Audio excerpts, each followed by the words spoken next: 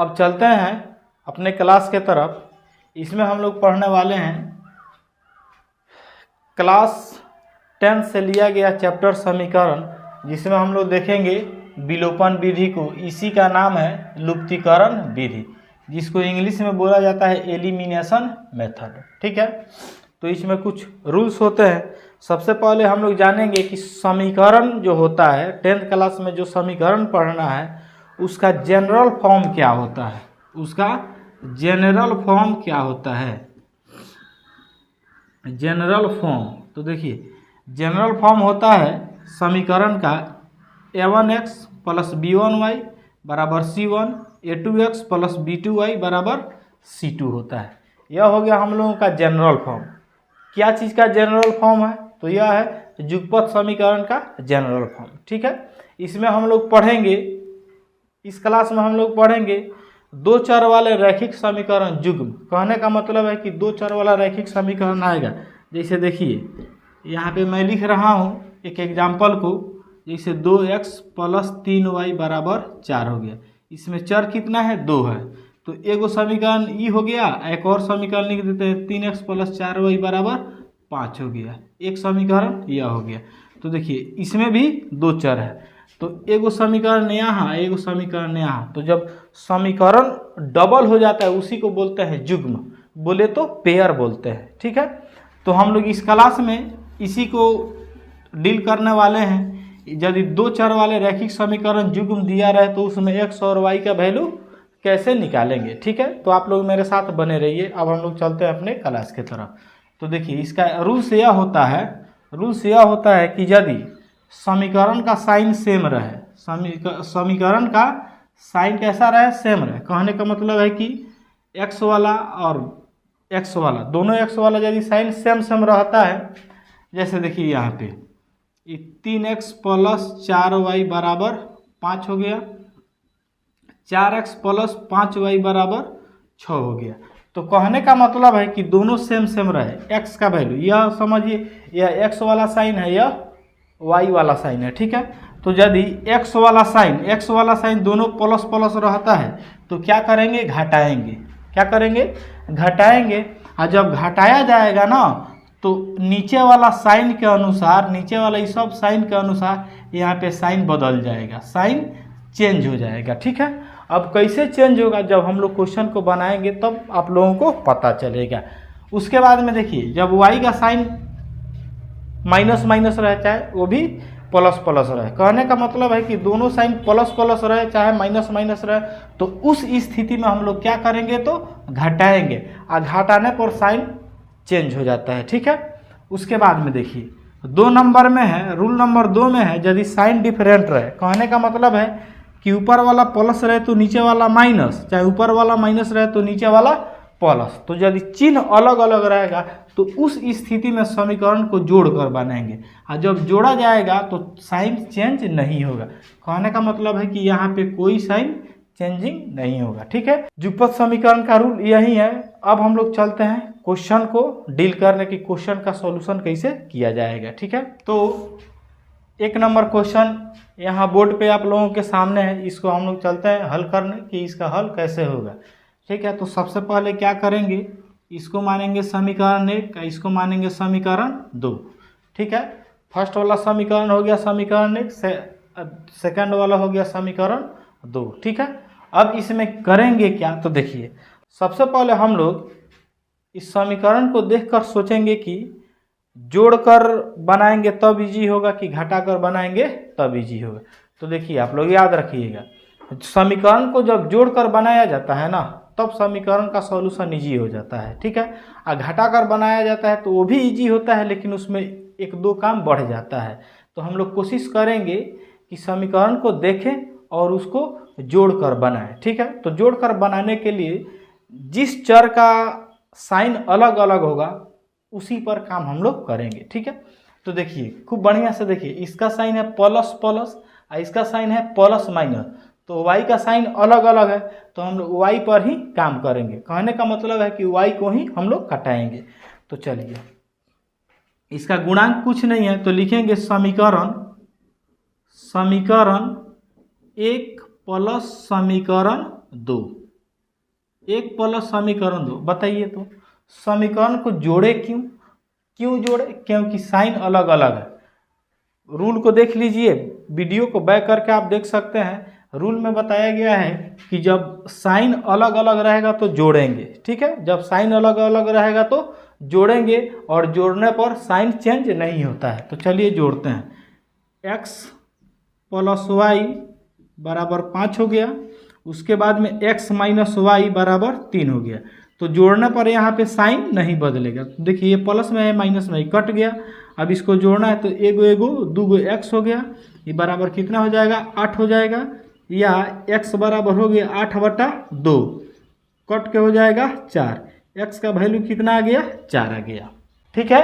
x का value कितना आ गया? 4। अब हम लोगों को निकालना है x और y दोनों का वैल्यू निकालना है, ठीक है।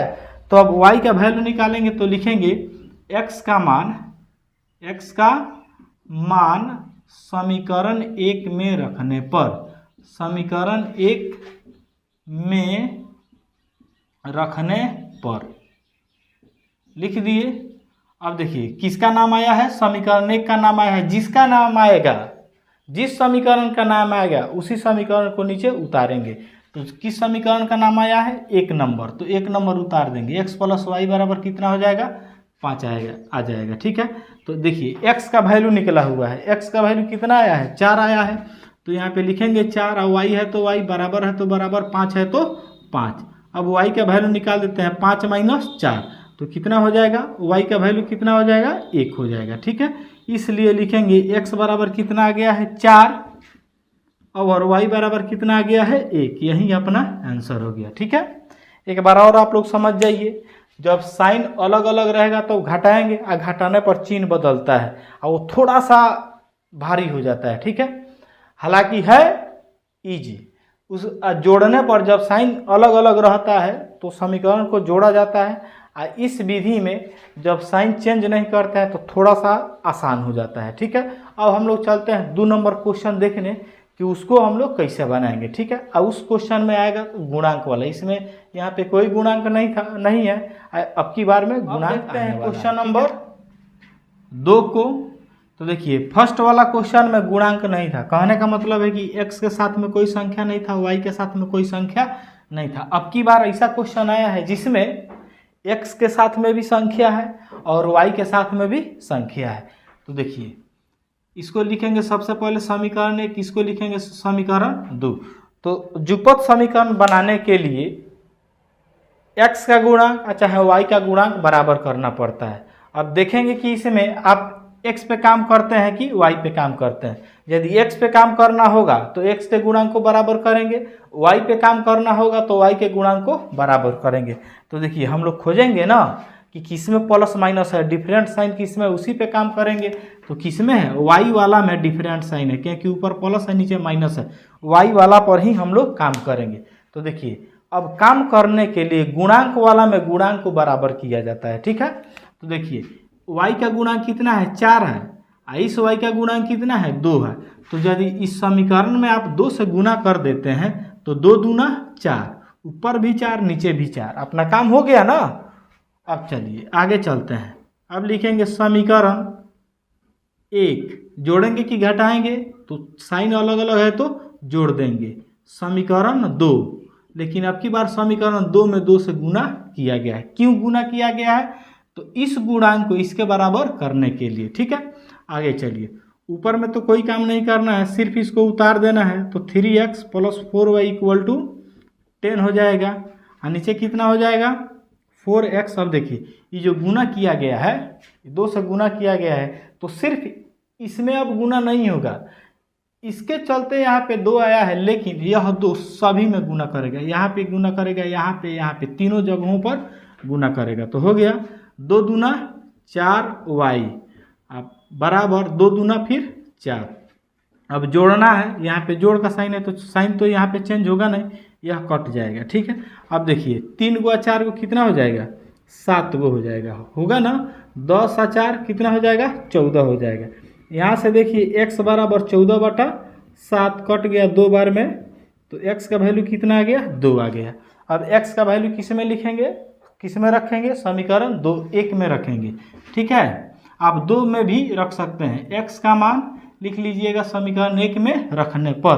तो चूंकि लिखेंगे, चूंकि समीकरण 1 का नाम आया है, यहाँ पे 1 लिख लीजिएगा, x का मान समीकरण 1 में रखने पर। अब देखिए 1 नंबर उतारेंगे, 3x प्लस 4y बराबर 10। तो 3 गुना x का वैल्यू कितना आया है, 2 आया है, तो यहाँ पे 2 रखेंगे, प्लस 4y है तो 4y बराबर 10 है तो 10 रखेंगे, ठीक है। उसके बाद में 3 दूना कितना हो जाएगा, 6 प्लस 4y बराबर कितना हो जाएगा, 10 हो जाएगा, या 4y बराबर हो जाएगा 10 माइनस 6। उसके बाद में 4y बराबर कितना हो गया, 4, या y बराबर हो गया 4/4, कट के 1, या y बराबर कितना आ गया, 1। इसलिए फाइनल आंसर, इसलिए x बराबर 2 और y बराबर 1, यही अपना आंसर हो गया, ठीक है। बात को आप लोग समझ गए। तो देखिए हम लोग 1 नंबर क्वेश्चन बनाए जोड़कर, 2 नंबर क्वेश्चन बनाए जोड़कर, एक तीसरा क्वेश्चन हम लोग बनाने जा रहे हैं, उसको हम लोग बनाएंगे घटाकर, कि घटाओं पर कैसे बनता है, ठीक है। अब हम लोग चलते हैं क्वेश्चन नंबर 3 के तरफ। अब ना देखिए इसमें तो यहाँ पर भी प्लस है, यहाँ पर भी प्लस है, यहाँ पर भी प्लस है, यहाँ पर भी प्लस है, x का भी साइन सेम है, y का भी साइन सेम है। तो अभी हम लोग रूल में देखे हैं कि जब साइन सेम सेम रहेगा तो क्या करेंगे, घटाएंगे, ठीक है। तो इसमें हम लोग क्या करेंगे, इस समीकरण को बनाने के लिए तो घटा कर ही बनाएंगे। अब आपके मन पर है कि आप x को कटाना चाहते हैं कि y को कटाना चाहते हैं, तो हर एक बार हम लोग कोशिश करेंगे कि y को ही कटा दें, ठीक है। तो y को ही कटाते हैं। तो देखिए सबसे पहले y को कटाने के लिए हम लोगों को y का गुणांक बराबर करना होगा। तो यदि अब देखिए गुणांक बराबर करने के लिए नीचे वाला जो गुणांक होता है इससे गुना कर देते हैं ऊपर, और ऊपर वाला जो गुणांक होता है उससे गुना कर देते हैं नीचे, बस आराम से हो जाता है। अब कैसे, तो 8 3 का 24 है, फिर 3 8 24, बराबर हो गया ना। इधर और इधर कुछ भी है उससे मतलब नहीं है, जिसको आप कटा रहे हैं उसका गुणांक बराबर आ रहा है कि नहीं, इससे मतलब है। तो आ गया। अब देखिए लिखेंगे समीकरण 1, लेकिन इसमें आपकी बार काम हुआ है 3 से गुना किया गया है, साइन सेम सेम है तो क्या करेंगे, तो घटाएंगे। अब लिखेंगे समीकरण 2, इसमें कितना से गुना हुआ है, 8 से। अब गुना कीजिए, यह 3 ये तीनों में गुना करेगा तो 5 3 15 हो जाएगा, 15x प्लस 8 3 का 24y बराबर 9 3 का 27 हो जाएगा। इसमें गुना कीजिए, 8 दूना 16x प्लस 8 3 का 24y बराबर 8 चौका 32 हो जाएगा, ठीक है। अब हम लोग जानते हैं कि जब घटाया जाता है तो साइन चेंज होता है, आप लोग रूल में वीडियो को पीछे करके देख सकते हैं, ठीक है। तो देखिए घटाया जाता है तो इस साइन के अनुसार घटाया जाता है। जो नीचे वाला समीकरण है ना, नीचे वाला समीकरण के साइन के अनुसार साइन को चेंज किया जाता है। तो यहाँ पे क्या है, प्लस है तो यहाँ पे माइनस हो जाएगा, यहाँ पे प्लस है तो माइनस हो जाएगा, यहाँ पर प्लस है तो माइनस हो जाएगा। अब देखिए पूछा जाए कि 16 का साइन प्लस है कि माइनस, तो आप बताइएगा माइनस। 24 का साइन प्लस है कि माइनस, तो माइनस होगा। 32 का साइन प्लस है कि माइनस, माइनस, तो नीचे वाला साइन होगा, ठीक है। जब साइन चेंज होता है तो ऊपर वाला साइन खत्म हो जाता है, नीचे वाला साइन आता है, ठीक है। तो देखिए यह तो कट गया, लिखेंगे इसलिए 15 में से 16 जाएगा तो -x हो जाएगा, और 27 में से 32 जाएगा तो -5 हो जाएगा। माइनस से माइनस कट गया तो x का वैल्यू कितना आ गया, अपना 5 आ गया, ठीक है। उसके बाद में देखिए अब लिखेंगे ना, x का मान समीकरण 1 में रखने पर, x का मान समीकरण 1 में रखने पर, ठीक है। अब इसके बाद में क्या करेंगे, यहाँ पे 1 नंबर उतार लेंगे, तो 1 नंबर में है 5x प्लस 8y बराबर 9 है, ठीक है। अब इसमें देखिए 5 गुना x का वैल्यू कितना आया है, 5 आया है, तो x का वैल्यू 5 आया है तो 5, 8y है तो 8y बराबर 9 है तो 9। अब गुना करते हैं तो 5 25 हो जाएगा, इधर 8y है तो 8y बराबर 9 है तो 9, या 8y बराबर 9 माइनस कितना हो जाएगा, 25 हो जाएगा, 25 हो गया, या 8y बराबर, अब देखिए 9 में से 25 जाएगा कितना आ जाएगा, -16 आ जाएगा, या y बराबर -16/8 हो गया, 8 दूना 16, या y का वैल्यू कितना आ गया -2 आ गया। इसलिए फाइनल आंसर हो जाएगा x बराबर 5 और y बराबर कितना हो जाएगा -2। यही अपना आंसर आ गया। ठीक है, मुझे उम्मीद है कि यह आप लोगों को समझ में आ गया। 3 गो क्वेश्चन हम लोग बताएं, 2 गो क्वेश्चन बनाए प्लस प्लस पर मतलब जोड़ पर, और 1 गो क्वेश्चन बनाए माइनस पर मतलब घटा कर। ठीक है, होमवर्क के तौर पर मैं आप लोगों को दे रहा हूँ क्वेश्चन नंबर 1 और क्वेश्चन नंबर 2। आप लोग कमेंट सेक्शन में इसका आंसर भेजिएगा कि इसका आंसर क्या होने वाला है। क्वेश्चन नंबर 1 का आंसर क्या होगा और क्वेश्चन नंबर 2 का आंसर क्या होगा। Thanks for watching this video.